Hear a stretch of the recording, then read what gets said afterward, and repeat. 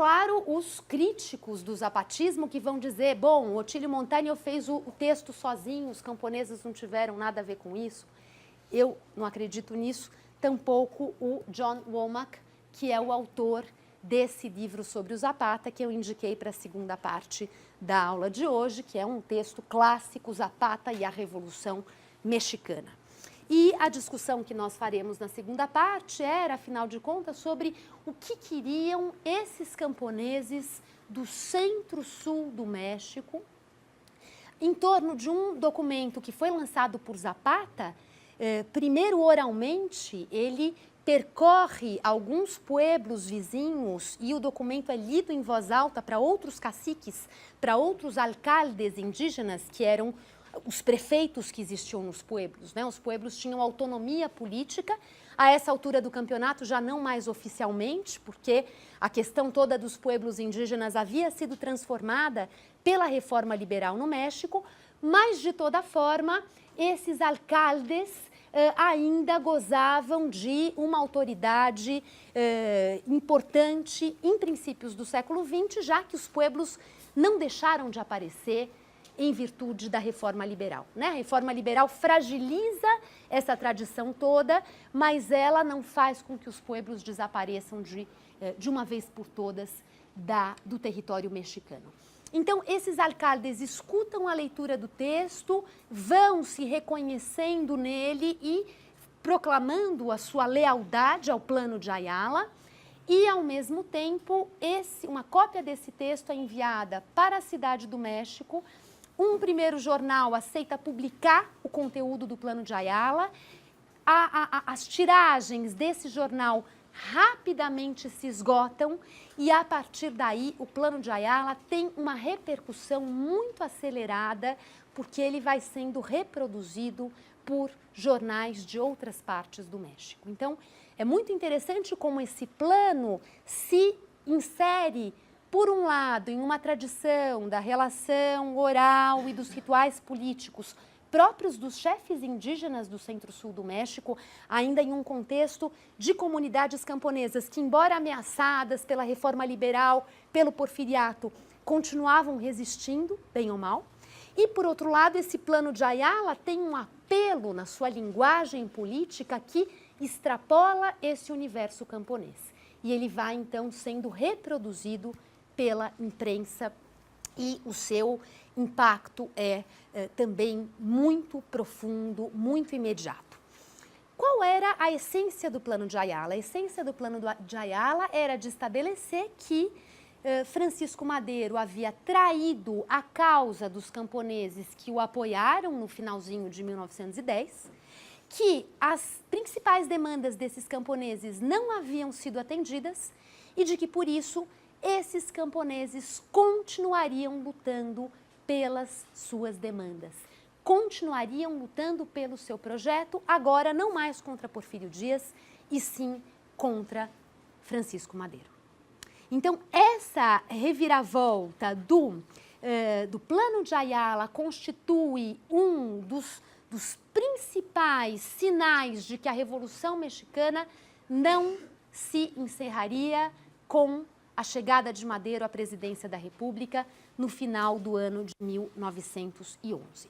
E, ao mesmo tempo em que o plano de Ayala, então, é pronunciado e difundido pelo país, Zapata se coloca como comandante de um exército camponês, o Exército Libertador do Sul, um exército que chegou a contar com cerca de 20 mil combatentes, sendo esses combatentes, em boa medida, camponeses.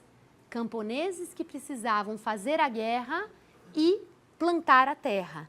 E esse ritmo do plantio, da colheita e, ao mesmo tempo, da guerra, do conflito armado, é o objeto desse livro do John Womack, de que forma esse exército se organizou e também indicando, através disso, os limites desse exército, né? Os limites de um exército que não era profissional, os limites de um exército em que, se os camponeses não plantassem, eles e a sua gente morriam de fome. Como, de fato, começou a acontecer. Quer dizer, por mais que fosse importante conciliar as duas coisas, começou a faltar comida para essas populações do centro e do sul do México. Em 1915, a gente vai chegar lá daqui a pouco, foi o ano em que essa carestia se manifestou mais claramente. E, por outro lado, essa ambiguidade do Exército Libertador do Sul também era reveladora de um certo projeto político, porque o tempo todo Zapata e os seus generais cuidaram para que os militares não se distanciassem dos camponeses, para que o tempo todo os militares, ou seja, aqueles que comandavam as artes da guerra em nome do Exército Libertador do Sul, não agissem como uma elite que se sobrepusesse aos camponeses, não. Eles deveriam dialogar de igual para igual, manter aquela noção dos conselhos, dos pueblos que costumavam encaminhar essas questões políticas com uma participação do pueblo, dos vecinos, dos moradores, muito intensa. Então, também esse perfil do Exército Libertador do Sul como um exército que quer se comportar como um exército camponês, com todos os problemas que isso trazia, isso se mantém ao longo da Revolução Mexicana e os próprios uniformes de guerra, a gente vai ter mais adiante uma aula em que vocês vão ver algumas fotografias da Revolução Mexicana, os próprios uniformes de guerra traduziam essa postura, né? As roupas do Zapata combatente e dos seus soldados eram roupas de algodão branco, eram roupas de camponeses. Bom, esse é o perfil então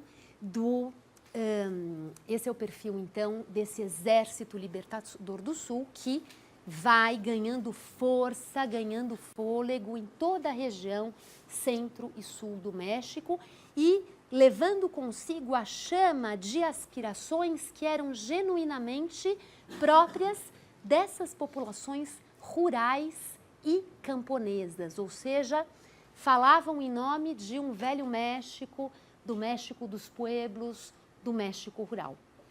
E também essa característica de um projeto revolucionário camponês que, em última instância, pretendia recuperar prerrogativas que haviam sido perdidas em face da modernização, prerrogativas que haviam sido perdidas em face da reforma liberal, prerrogativas que haviam sido perdidas em face da modernização econômica, as terras espoliadas, ou seja, era uma gente que queria recuperar antigas prerrogativas, antigas formas de vida que eram possíveis no México colonial, que eram possíveis no México das primeiras décadas do século XIX.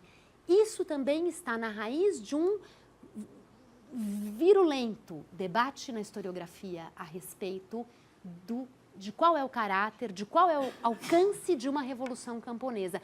Uma revolução camponesa, afinal de contas, caracteriza uma revolução ou não? Uma revolução que pretende restaurar formas tradicionais de vida, isso caracteriza uma revolução ou não? E é claro que a esse debate sempre se acrescentou um olhar marxista, daquele Marx do 18 Brumário de Napoleão Bonaparte, o texto do 18 Brumário, em que Marx se indaga por que os camponeses na França, depois da Revolução de 1848, elegeram um candidato conservador como o Napoleão, que depois veio a ser Napoleão III, Luiz Bonaparte. Esse texto que, de alguma forma, estabelece uma visão pejorativa sobre as aspirações políticas da população camponesa, como se, como vocês sabem, né, a discussão marxista clássica vislumbra no operariado, no proletariado, de fato, o potencial para realizar uma verdadeira revolução. Então, esse olhar cunhado pelo Marx lá no 18 Brumário permeia as discussões muito acesas, muito apaixonadas, que envolvem o tema do caráter revolucionário ou não do movimento zapatista durante a Revolução Mexicana. Bom, voltando aqui à nossa cronologia. Também no norte do México, instalou, logo depois da queda de Porfírio Dias e da ascensão de Francisco Madeiro ao poder, um outro foco de insurgência, um outro foco de desafio à autoridade de Francisco Madeiro, liderado por um homem chamado Pascual Orozco. E essa liderança de Orozco também desafiava o decreto, a decisão de Francisco Madeiro de pôr fim à Revolução, normalizar as coisas no México em termos de uma república democrática, do fim da ditadura. E Pascual Orozco, por razões que eu não vou agora detalhar, também desafia a autoridade de Madeiro. O que eu gostaria de destacar aqui em particular é que, para combater a insurgência de Pascual Orozco, Francisco Madeiro nomeia um general chamado Victoriano Huerta como o comandante do exército, de um exército nacional que estava sendo reorganizado por Madeiro nesse momento. E Victoriano Huerta tinha a missão de pacificar o norte do México. De fato, Victoriano Huerta vai fazendo o seu trabalho por ali, no sentido de confrontar as forças insurgentes de Pascual Orozco, mas o que acontece é que Victoriano Huerta vai se entusiasmando com o poder que ele havia adquirido naquele momento e as suas pretensões políticas aumentam. E todo esse processo culmina com um golpe de Victoriano Huerta contra Francisco Madeiro no mês de fevereiro de 1913. Então, vejam a história da Revolução Mexicana, que interessante em termos de um estalido que é dado por Francisco Madeiro, candidato de oposição a Porfírio Dias, e como a coisa vai assumindo rumos imprevistos. Não por acaso, com muita frequência, as etapas, as fases da Revolução Mexicana são comparadas. É claro que a comparação aí exige cuidado, porque não são coisas similares, mas em termos de uma revolução que vai se reinventando e que vai encontrando desfechos imprevisíveis, ela é comparada à Revolução Francesa. E a maneira pela qual a historiografia interpreta essas reviravoltas todas, muitas vezes encontra paralelos com a maneira pela qual a historiografia interpreta e reinterpreta as guinadas da Revolução Francesa. Bom, Huerta, então, promove um golpe bem sucedido contra Francisco Madeiro, prende Francisco Madeiro e o seu vice-presidente José Maria Pino Suárez e, na calada da noite, retira Madeiro e Pino Suárez de suas celas e os executa sumariamente. Portanto, Francisco Madeiro, o primeiro líder da Revolução Mexicana, termina assassinado no início do ano de 1913. E Victoriano Huerta assume o comando do Estado mexicano. Se instaura na Cidade do México, no Palácio Nacional, como o novo mandatário político posto ao qual ele foi alçado através de um golpe contra o presidente eleito Francisco Madeiro. E uma vez no poder, Victoriano Huerta opera um movimento de retrocesso ao ambiente político do porfiriato. Um movimento de uma certa restauração de figuras políticas, de autoridades que tinham tido os seus dias de glória durante o porfiriato. Portanto, Victoriano Huerta logo começa a ser lido como alguém que realizava um movimento de restauração dos contornos políticos do país durante o porfiriato. E contra esses movimentos de Victoriano Huerta de retrocesso, de restauração da velha ordem, os vários grupos que haviam despertado para a Revolução ao lado de Francisco Madero, alguns dos quais depois haviam se insurgido contra Madero, acordam em se unir, em se organizar para confrontar Victoriano Huerta. Ou seja, a presença de Huerta no poder provoca um esforço de consenso, de articulação, de harmonização entre esses grupos de oposição que vinham afirmando projetos, perspectivas, comportamentos diferentes. Eles se uniram contra Porfírio Dias. Depois da queda de Porfírio Dias, as diferenças entre eles apareceram e eles voltaram a se unir agora contra a autoridade de Victoriano Huerta. Ao mesmo tempo, os Estados Unidos têm uma participação muito singular nesse momento da história da Revolução Mexicana, porque acabava de ser eleito presidente da República nos Estados Unidos, Woodrow Wilson.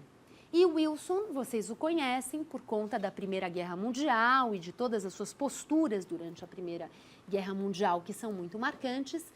Wilson assume nesse momento uma postura dos Estados Unidos favoráveis, enfim, a esse processo de mudança em curso e contrária ao porfiriato e contrária também a uma figura política agora que começava a se apresentar como restauradora de um legado do porfiriato. Então, os Estados Unidos enviam fuzileiros que invadem o México através do porto de Veracruz nesse ano de 1914.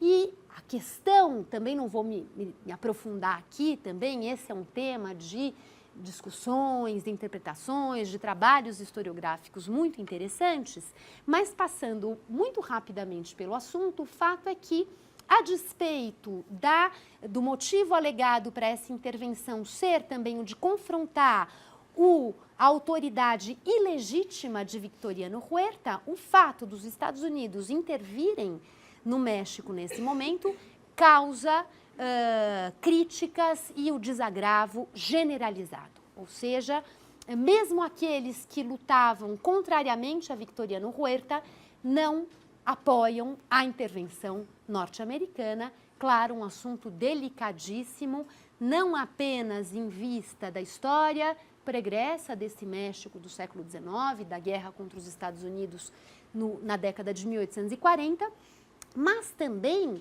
porque o tema do anti-imperialismo era um tema candente, um tema importante em alguns dos discursos, em algumas das plataformas revolucionárias colocadas no curso da Revolução Mexicana.